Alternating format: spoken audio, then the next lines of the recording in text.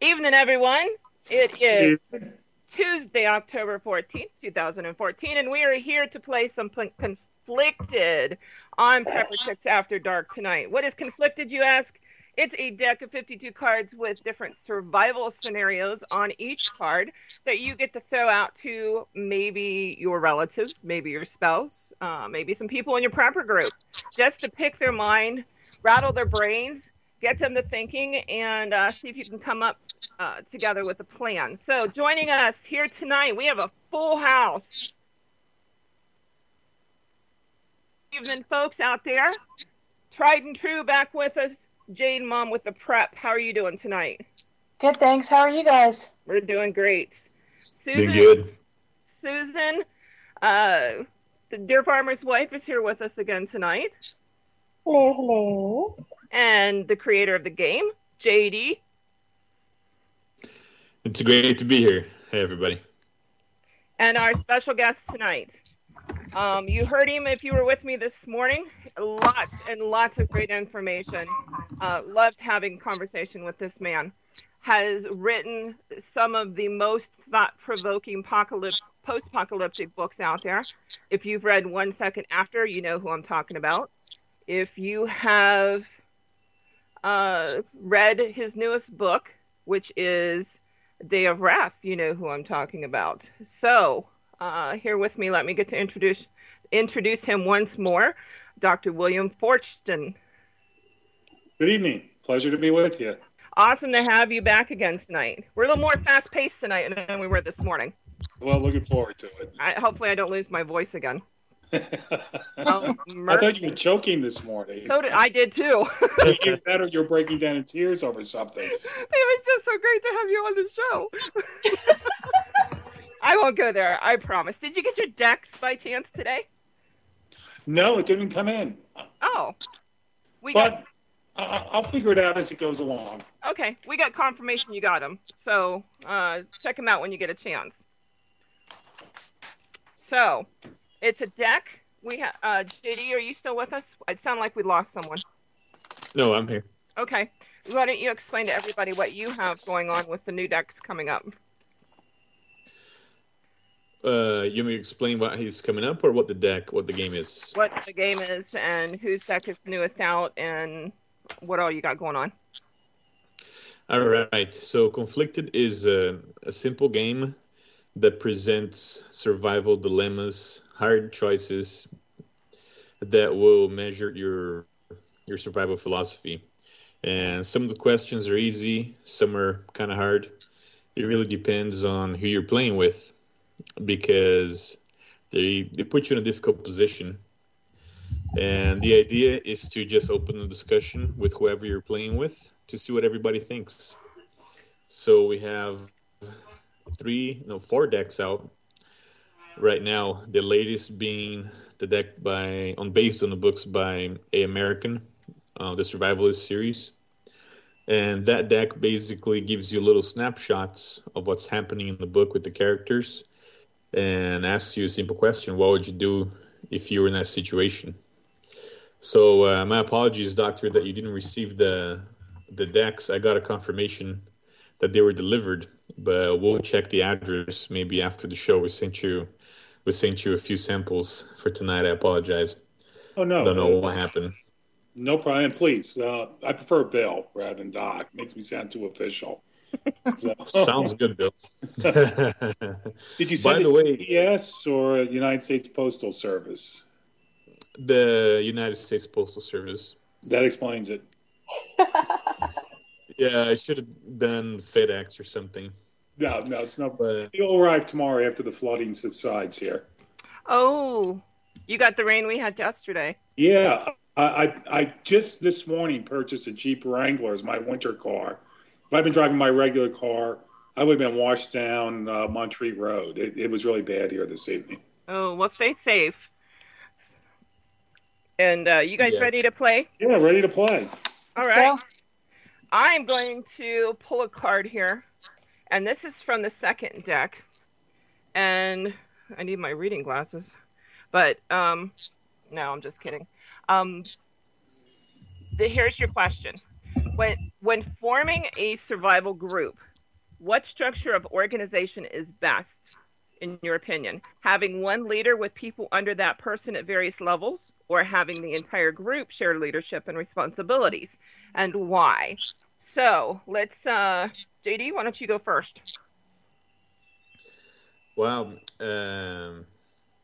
I've heard plenty on both cases how one person at the helm can really do some damage, steering people the wrong way, and then having everybody give their opinion, nothing would get done. I would have to say somebody has to be in charge to make the final decisions. And then everybody goes along with it if they want to.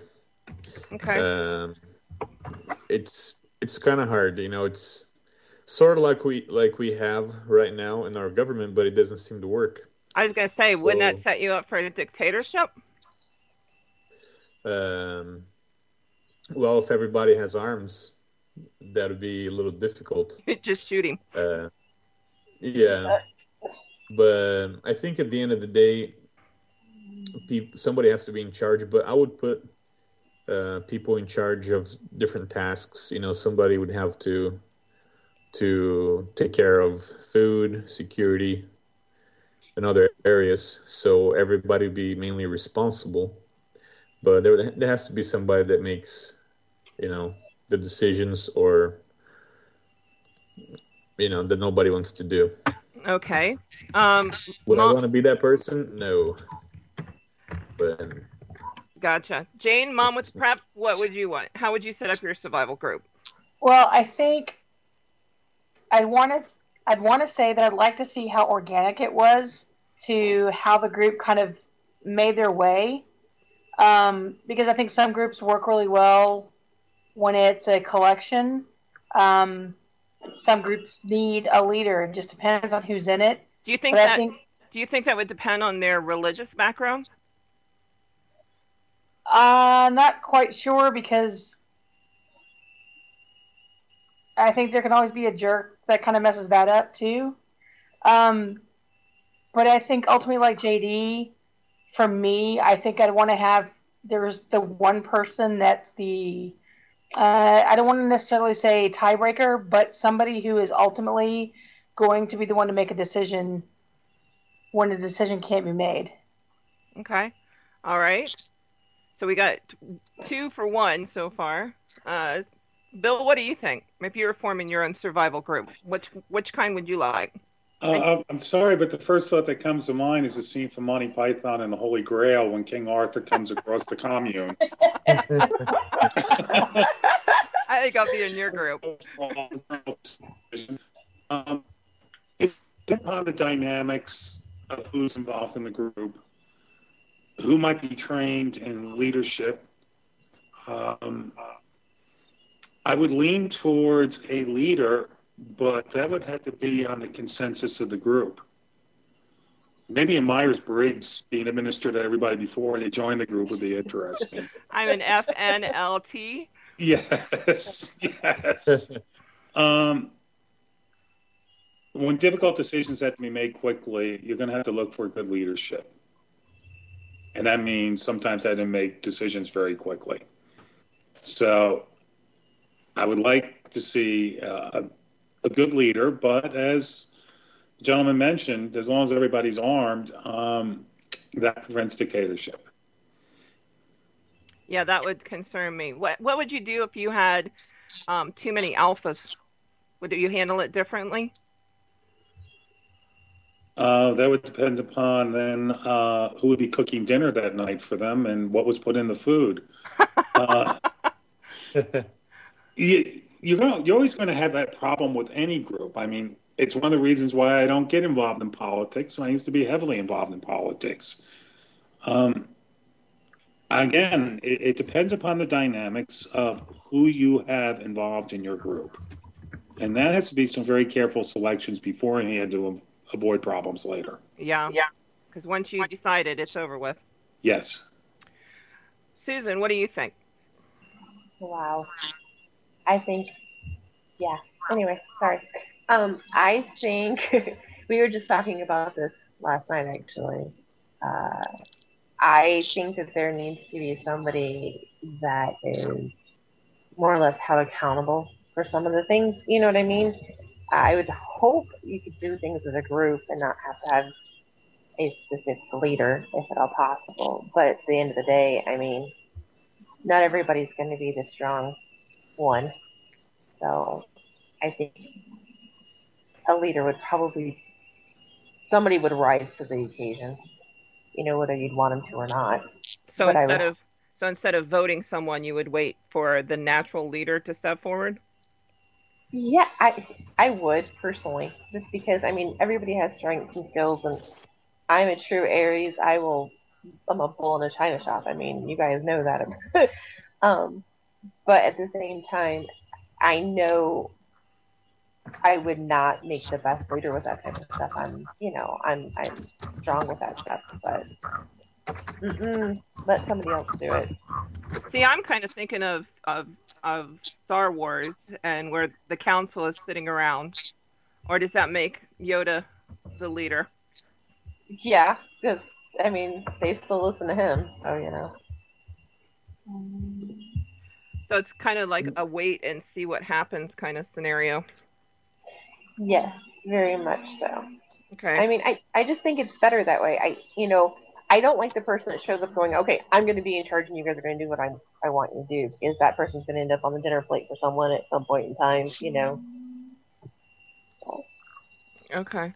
JD, do you have... Go ahead. I'm hearing some... if somebody could turn down the volume on their speaker, there's a little bit of feedback. I already muted my computer. That would help with some of the whistling. Maybe the NSA, maybe they forgot their speakers on, but they're just making sure we don't forget about them tonight. Yes, and I think the leader is somebody who can manage people's personalities more than anything else, because people are going to be on the edge. I always hear about people saying, well, you don't know how you would act in that situation if it were really happen. But from what I see in history, from what I gather, people will probably they will make decisions that are tougher that they wouldn't say that they will do right now, because in time of stress they will justify their behavior. So a leader with a strong skills in managing people, calming everybody, being the glue of the group, I think is essential to any preparedness group. Learning the fine art of manipulation? Manipulation and diffusing emotional people who, who are going to justify doing whatever they're doing because they're in a stressful situation. Yeah, it's going to be stressful. Do we want to move on to the next question? Yes. Do you have a card? I have one that I think is very fitting for the occasion. Okay. It's from deck number 1. It says, an electric magnetic pulse went off and you have about 2 weeks worth of food and water in your pantry and $200 cash. You also have a handgun and about 300 rounds of ammo and 4 family members to look after. What would you buy with $200 before the chaos took over? Okay, so you have 2 weeks of food, $200, guns and ammo, right? And 4 family members to look after. Does it say ages or anything like that? No. But what would you buy if the EMP went off and you had some cash on hand? You'd have to spend it very quickly before things got out of hand. So what would you buy? Okay. Jane, what would you buy? What would you focus on first with $200? Oh, great. Ask me first. I don't get a chance to think. I'm sitting here looking at my husband, too, going, so what would you get? I think that I would probably head up to our local dairy store and probably buy as much food as I could get from them because they're the least likely to get hit in our area. Everybody would go to the big grocery store and the big box stores. I'd also look at, it's EMP, and it's not necessarily, I'd probably also make sure we had a water filter if we don't already have one.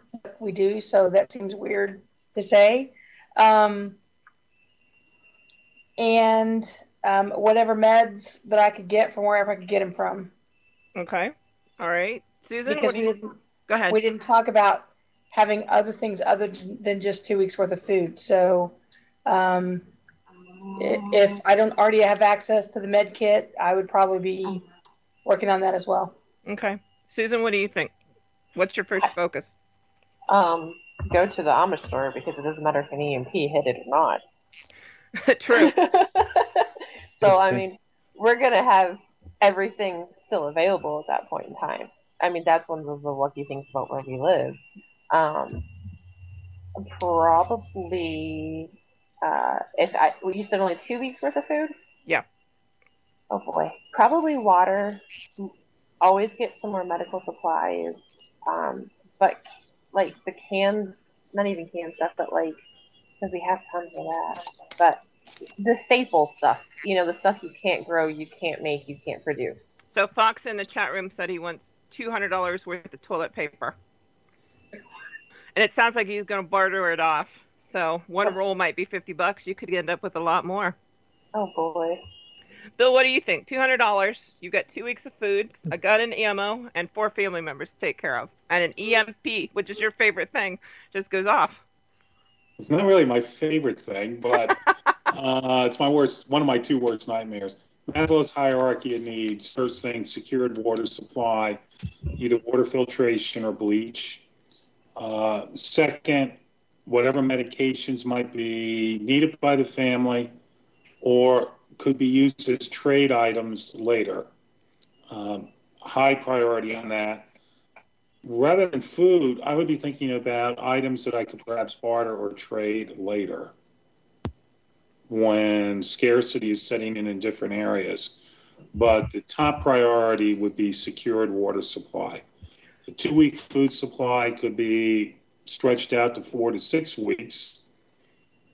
So I put all my emphasis on water, bleach, medical supplies, and then something that could be used for trade, like my character did with cigarettes. What? How long? No, actually, seriously, 22 ammunition is a great trade item. Yeah. And in your opinion, after an EMP would go off, how long do you have, realistically, do you think, to be able to get these items before scalpers would take over and the price would increase dramatically when reality hits for the rest of the people? Well, as public awareness is increasing regarding what EMP can do, when the book came out 5-6 years ago, I postulated it could be as long as 24 hours before the full reality starts to set in. I think in urban areas, that reality could set in within a matter of minutes of people going, power's down, cell phone doesn't work, other systems aren't working. This is that EMP thing I've heard about. Now it's time to run around and start screaming. So we've become our own worst enemy by trying to educate people? Well, the better educated people are in general and perhaps better prepared, perhaps the less probability of things going very bad. But I certainly would also want to get my butt out of a major urban area as quickly as possible. That's why I live in the Smokies. But don't you think a lot of those people are so used to power outages all the time? Well, in big urban areas that they might not necessarily put 2 and 2 together early on? When, I teach at a small college up in the mountains, I watch my kids walk out of the classroom and all of them switch on their cell phones. They would all have a nervous breakdown on the spot because they couldn't text somebody. Why? The cell phone has become such a ubiquitous, I'm having a hard time, such an essential part, apparently, of everybody's lives. That would be actually a detection meter for most people. If my cell phone's down, the electricity's off, isn't this that EMP thing people have been talking about? Time to panic. And I think you brought up the point there. The power going out in your house is one thing, but if you lose your power, you lose your cell service, and your car doesn't start, I think that's going to be enough to at least get quite a few people to wake up. Yes. Maybe, but I guess I look at it as that like if any big major thing goes on in any particular area, you're going to lose cell service now because it's either shut down by the government or it's shut down because of people trying to call in and everything's jammed, you can't use it anymore.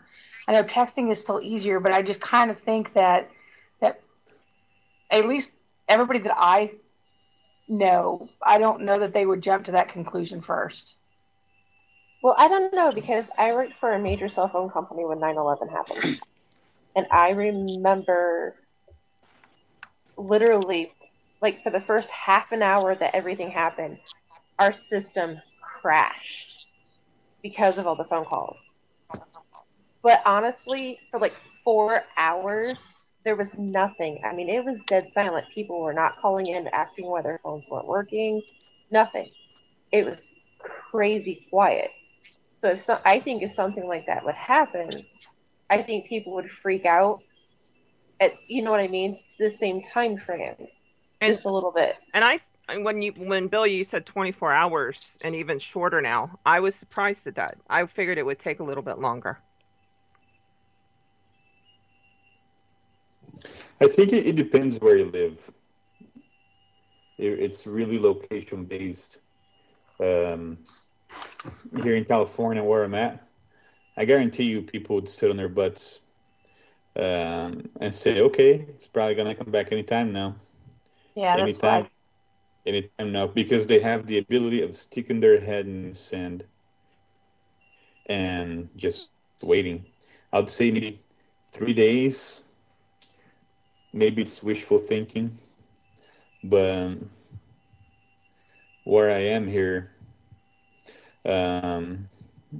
it's hard to know how many people are aware of this danger. I know most people are not, and most people just love to wait for others to take care of them where I'm at. So. Well, I need to amend my list too because I totally forgot about our plan. We have a garden store within a short hop from where we live, and that's actually probably the first stop for us. If we were in that situation where we had cash and could make one quick trip to stock up on seeds. Yeah, seeds would be a good thing. Definitely. But, and like Bill said, 2 weeks worth of food, you can easily stretch out. What people think of a week's worth of food right now is quite a bit. Mm-hmm. All right. You guys ready to go on to the next question? Mm-hmm. All right. Yes. Jane, do you have a card? Well, yeah, it goes along with JD's actually the next step. Hang on 1 second. We seem to Sure. have lost our guest. All right, I'm going to dial everybody back in.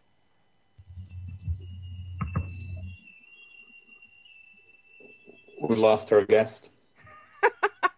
Yeah, we did. Skype was ornery earlier. So, hang on a second. Hang on. I'm going to dial everybody back. All right, I'll be here. Okay, here we go.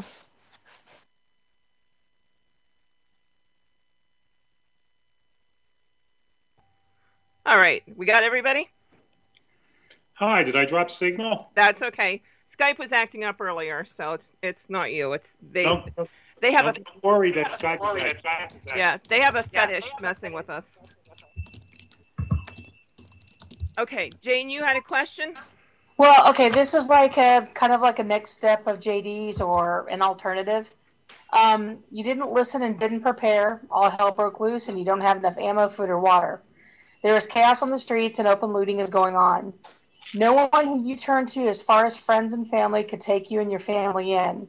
Would you become a criminal to provide for your family and join the looters or not? If the answer is no, how would you survive?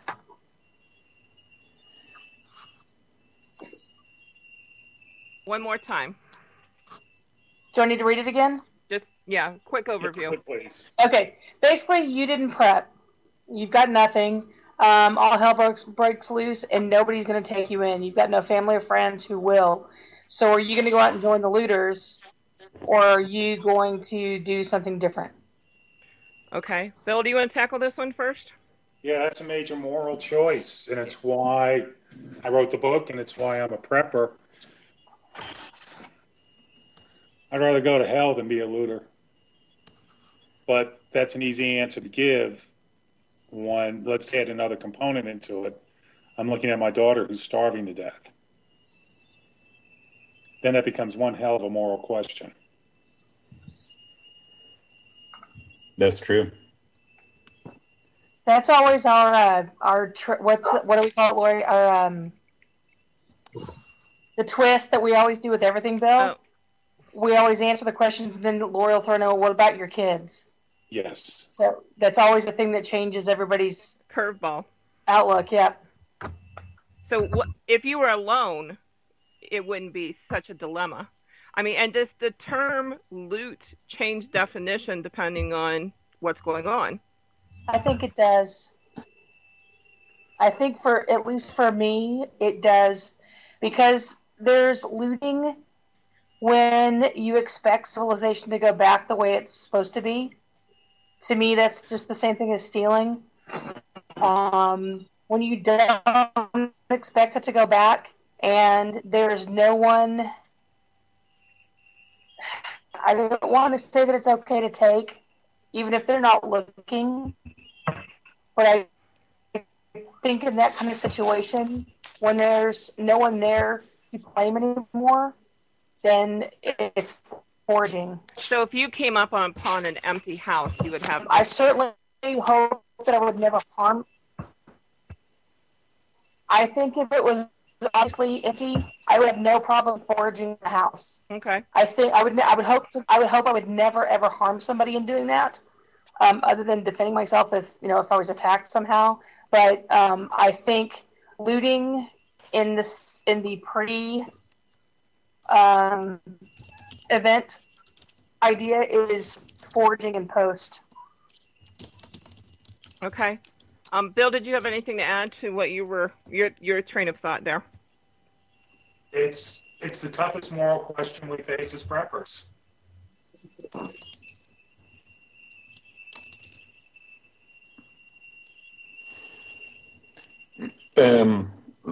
Is anybody with their microphone close to one of the speakers? The whistling is still going. I know it's not Bill because he got cut off and the whistling kept on going. Susan, what do you think? If it came down to my kids, I would do anything. I mean, if it came down to my group, I would do anything. I would rather go through an empty house or a farm, the people aren't there, do everything else possible. But in the end, if it's me or them, my group or someone else,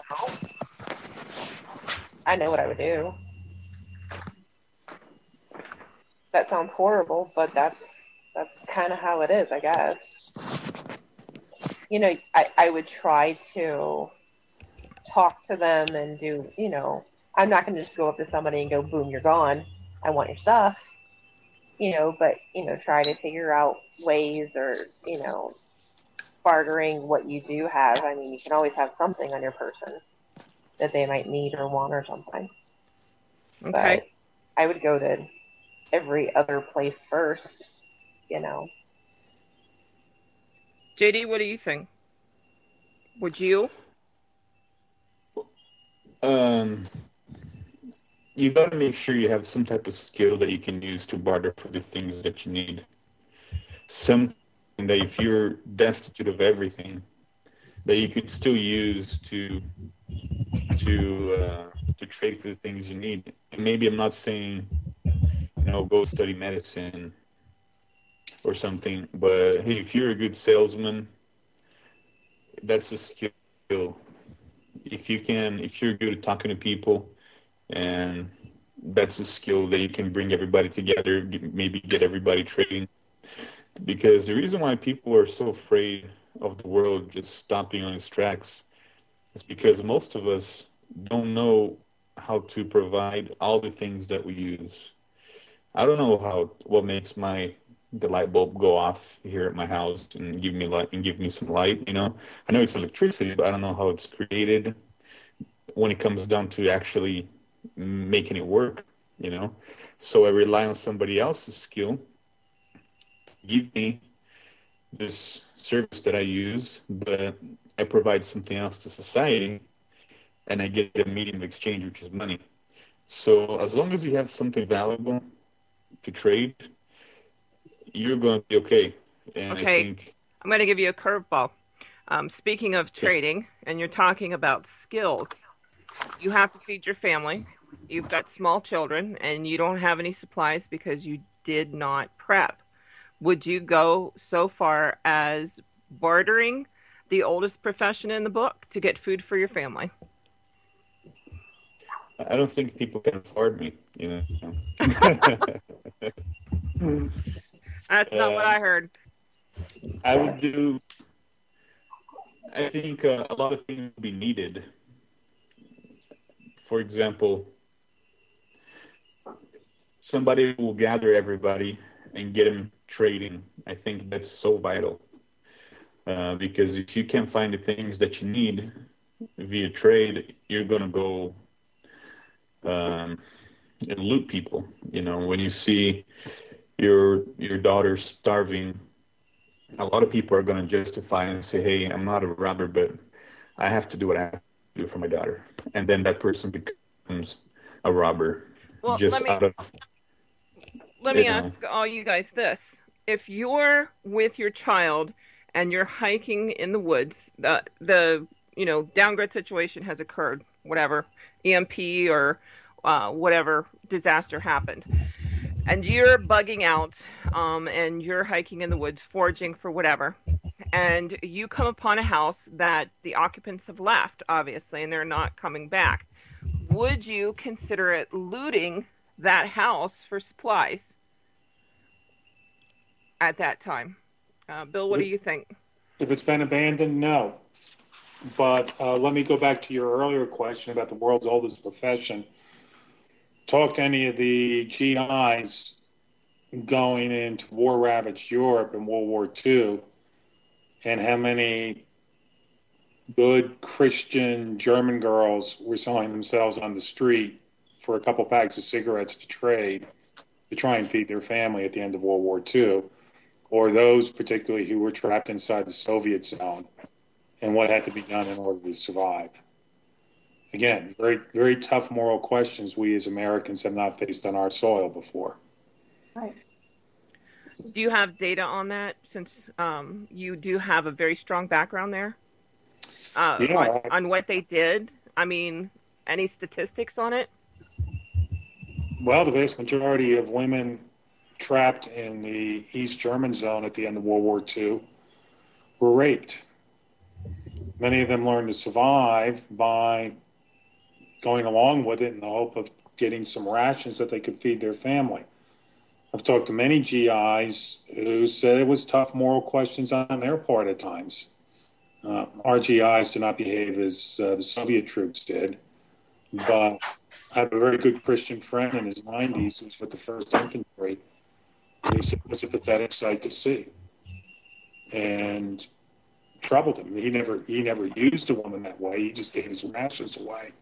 But he said some other guys did. It's a part of World War II history people don't like to talk about. Oh, that's going to be rough, but I think personally as a mom, I'm going to do whatever I have to, at the expense, I hate to say that, but, I've got a choice between, seeing my child suffer or doing what I need to do in order to make sure they have some kind of food or whatever in their stomach, it's on at that point. Well, to circle all the way back to what you first posed to me, if I come across abandoned property and there's means of survival there and it's abandoned and I don't have to harm someone else to take it, I'll claim it as my own. What if there are people there? Would you go try and strike up a conversation and say, hey, could we work something out here? Or would you bypass it altogether and move on? I'd make sure my daughter was hidden off in a good, secure place, and I would try and negotiate. That's how I might write a book about them. And you know what? We would buy it and we would read it. Here's a question for you. Here's the next card.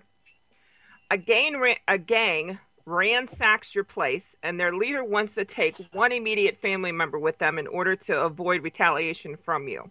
They overpower you and currently have you and your family members all bound and defenseless. They leave it up to you to make a decision of who they will take.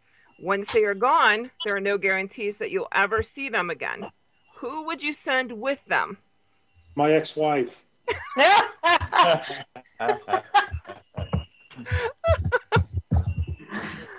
Seriously, I would. Let me ask you this then. Is your ex-wife, if there is a downgrade situation, is she planning on coming to your house? She better not, because I'll trade her off. No, but to get serious, I'd say take me. Yeah, if it comes down, I mean, I'm engaged to a wonderful woman. She has a daughter. I have a daughter. And to sound sexist, any man in that situation would say, take me.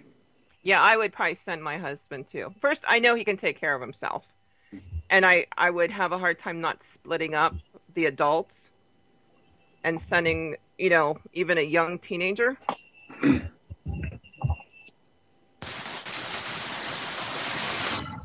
All right, somebody. Wow. Somebody's in the fight. I think an EMP is going on right now. Yeah, Susan, is Eddie going after you for tossing him away? Like he stands a chance. Yeah, I love my husband to death, but those are some hard choices to make. I've got a 26-year-old son that could take care of himself too, if it came down to it. But somebody's got to stay back and take care of the rest of the kids too. So would I go? It would either be me or Eddie. There'd be no choice in the matter. But Mom, who would you send? I think my choice has already been made for me. He's telling me he'd go. I was going to say, you're gone. It's nice knowing you, Jane. Come back later with their scalps. Oh, and then he says he'll come back later with the scalps. So, JD, would you go, or would you send off somebody else? Oh, I'll definitely go. There is nobody else. I am married. I have 3 small kids. I would go, no question about it. And I will do whatever it took to get back to them, whatever it took. How many of you watched Walking Dead Sunday night? yes. Yes. Nope. No. I was writing. I did. I need to catch up. I haven't watched it either. Do you watch Walking Dead, Bill? When you get a chance? The only thing I watch on TV is an occasional movie in the news. If you get a chance, check it out. It's an interesting show. But we all saw. It's nice to see a show like that. First of all, on TV that gives survival information, but it's also nice to see a show that does not portray the female in a weak role either, which is good. All right, let's go on to the next. Susan, are you still with us? Yes, I did. I switched my headset. Ah, gotcha. So who would you send off? Would My mother. your mother? No, I put a stop to that. Your mother gave me mead. I would protect your mother like my child. No. Oh, no. No, seriously, I would. Why? You know why, but that's beside the point. She's old. You know, yeah. We'll leave it at that. Because this is how I see it. They will give me whatever I want to take her back. I will end up with more preps and more mead. She doesn't listen to this, does she? No. Okay. Tell your mom I love her. Yeah. But realistically, I mean... Well, you do have a point. I mean, seriously, you do have a point. Yes. It's... You know, I love my mother. She's absolutely amazing. With that being said, she's 63 years old. You might have fun knowing your mother. Wait, how old is she? She's 63. But let me finish. That is so not old. No, it's not. But I need to be very specific why, okay? Wait, Bill was trying to say something there. I just turned 64 on Saturday, so what does that make me? No. The difference is this, okay? My mother does not prep. My mother does not believe in eating the way we do. My mother does not live the lifestyle we do. My mother honestly said that if something happened, she would just stay here. So if she's not going to be beneficial, she's going to be more of a hindrance. You have to make choices like that. It's going to suck. I'm going to be unhappy about it. But if it came between my children and her, she would volunteer herself. Yeah, your mom would. And you know what? Knowing your mom, she would have a blast. Oh, she would. She would drive them all bat nuts. But it would be worth it. Yes. That's what I would do. Yeah, I mean, seriously, I guess if I was in the same position with you, with my children and my husband and my mother-in-law, yeah. Yeah. My kids have skills. I mean, they've learned a lot. My husband has a lot of skills. My mom, she's got skill. But realistically, what's going to be beneficial? And like I said, she would be the first one to volunteer. So. Yeah, I mean, it sounds harsh, but... Unless she goes to Ireland and brings me back more mead between now and then I might reconsider. Doubtful. You'd sell your husband off for some mead? Heck no. Okay. I'd give one of the kids up for mead. No, I'm kidding. Really. I am. All right. But no. All right. Let's go on to the next question. JD, do you have a question from the new deck? From the new deck, I was digging through the old stuff. Oh. I found here on deck number 2 that has to do with what's happening out there right now. It goes like this. Reports of an outbreak of a deadly version of the flu virus has suddenly surfaced at a city 300 miles from you. Let's call it Ebola. This news is 2 days old, and no treatments or cures are available at this time. The mainstream media tries to muffle the case. The alternative media is reporting a major disaster, dozens of deaths. The reports of the different outlets are extremely conflicting. How would you go about investigating this further until you made a firm decision to bug out or stay put? And how far away is this? 300 miles. Jane, you're dealing with this right now. Well, how about make it 3 miles, and we're living it right now. 3 miles or 300? 3. 3. Wow. Yeah. It's not quite that drastic yet, but we're pretty close to the Dallas epicenter, and so we're looking at things a little differently. I think we'd be doing a lot of alternative communication to folks that we could find in the area to find out what the deal really was. Rely less on what media is telling and find folks to give us an idea of what was really happening in the area. And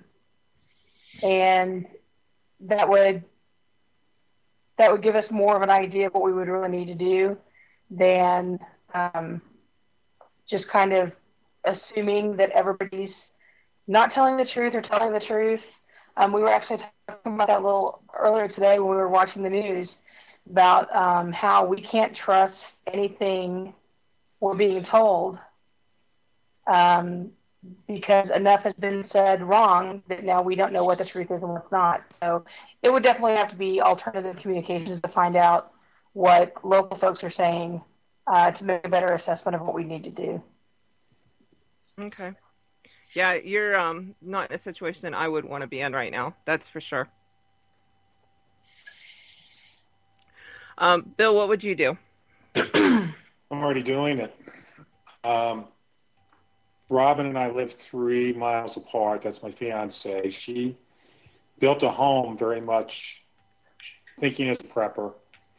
We've already been in touch with our daughters. Her daughter's up in Pennsylvania. Mine's 300 miles away. We've already even drawn up the list of, okay, if it looks like it's going to hit the fan, where do we go? We stock up on some things like a good couple of cases of scotch and 20 pounds of coffee. I'm ready to go into quarantine. Nobody in, nobody out? Nobody in, nobody out. And I would rely a lot more on social media for finding out what the news is, because I don't trust, as far as I can spit, what I'm being told by the government at this moment. Is there any alternative news sources that you have a tendency to turn towards, as opposed to like CNN or Fox or the CDC? Well, yeah, of course. Robin is a devotee of the Blaze. I check out Drudge 2 or 3 times a day. Also, I have a lot of friends who are doctors, and I'm staying in fact, I was just talking to one a couple hours ago as to what he saw this scenario as, and he is not happy at all. I'm ready to do that emergency stockpile and go into quarantine if necessary. And if my daughter loses a semester at college, so be it. Yeah. It's one thing that I've yelled at people about before is, don't wait. We're so programmed to wait for and I'm air quoting, the authorities to Right. tell us what to do without making that determination. We've talked about, last winter, all the kids that got stranded because we waited for, the school principal or the weatherman even to tell us when to send our kids to school or keep them home. And we're so programmed for that. It's pathetic. When are people going to step back and say, hey, it's my responsibility to make sure my family is going to be okay? And how many people, Bill, and you can answer this.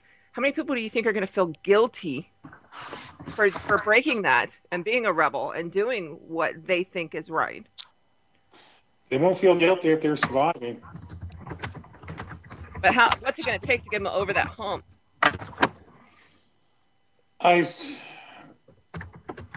If there was a long time, I would explain how I once got caught in a crowd of 500,000 people, and I decided to go in the direction opposite that they were going. And I was one of the few people that got out. What turned into a major transportation screw up, where people were stranded for over 24 hours. But you got to think independently, and it's very difficult to do in any crowd or group situation or mass media situation now. That's why we're preppers. We condition ourselves to think independently and make our decisions accordingly. And quite honestly, even as preppers, I've noticed a lot of people migrating towards a certain way. Mm-hmm. Whoever has the most drama going on their wall seems to be the one that's getting the most attention, which concerns me because they're not always right. Yes. So. I remember a book that came out many years ago, oriented towards women, about learning to react to instinctive feelings of fear, because you're picking up subliminal messages that you might very well be in a dangerous situation. And I have a very uneasy feeling about what's happening at this very moment. I'm supposed to actually fly out for a conference on Sunday, and if I start to see secondary outbreaks, I'm going to cancel. Well, has anybody heard if the boyfriend has been confirmed yet from in Dallas? Mom, have you heard anything? Oh, I'm sorry. I'm acting as if I'm listening to the show in the morning. No confirmation yet. We're still waiting. That's still one of the things everybody's waiting around to hear, that we're not sure we're being told all the truth. Okay. We are down to 8 minutes. So let's round table. With everything that's going on in the news, and we're getting it from all sides right now. What do you think people should really be focusing on right now? And just generalization for it. We've got a plethora of different levels of preparedness out there, but say for the newer people, what do they need to really be focusing on right now? And Bill, I'm going to give you the first seat since you're our guest. Are we referring to newer people who are just starting to contemplate being preppers? They're starting to wake up and they're like, wow, we've got ISIS going on. We've got Ebola going on. The economy, the EMT has been in the news here a lot lately. We've got an uptick in, earthquakes and stuff with the sun and all of that that's really got people's attention. So if I'm just waking up to this, what do you think I should be focusing on besides panicking? Well, as you and I talked about this morning, I think we're entering a perfect storm here between the threat of ISIS either using a military-style attack or even a disease-laden attack of infecting several jihadists and putting them in the country. We have an Ebola situation in which we all know we're being lied to from a government that has systematically been lying to us for years after promising they'd be the most honest administration in history. Very minimum, everybody should have 2 to 4 weeks to supply. And you can walk into a supermarket and do that at minimal cost with a little bit of judicial shopping. Be ready to go into quarantine. That's a big one. Be ready to seal your home off and sit it out. For how long? Could be months. Minimum 21 days. Yep. Minimum 21 days, but if we start to go in from patient 0 to the infection to the secondary, and then from there in the tertiary, we could be looking at a situation that could spin out of control for several months. Well, one thing that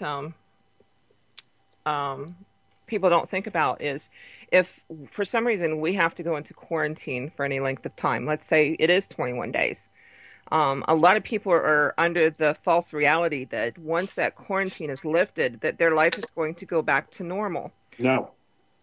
You want to expound upon that? We're going to be looking at potential economic collapse, social breakdown. Is any parent going to be sending their child to school for the next 2 or 3 months if this thing really starts to blow? It's going to be a major societal upheaval. And some of my more right-wing friends are saying excellent potential for martial law.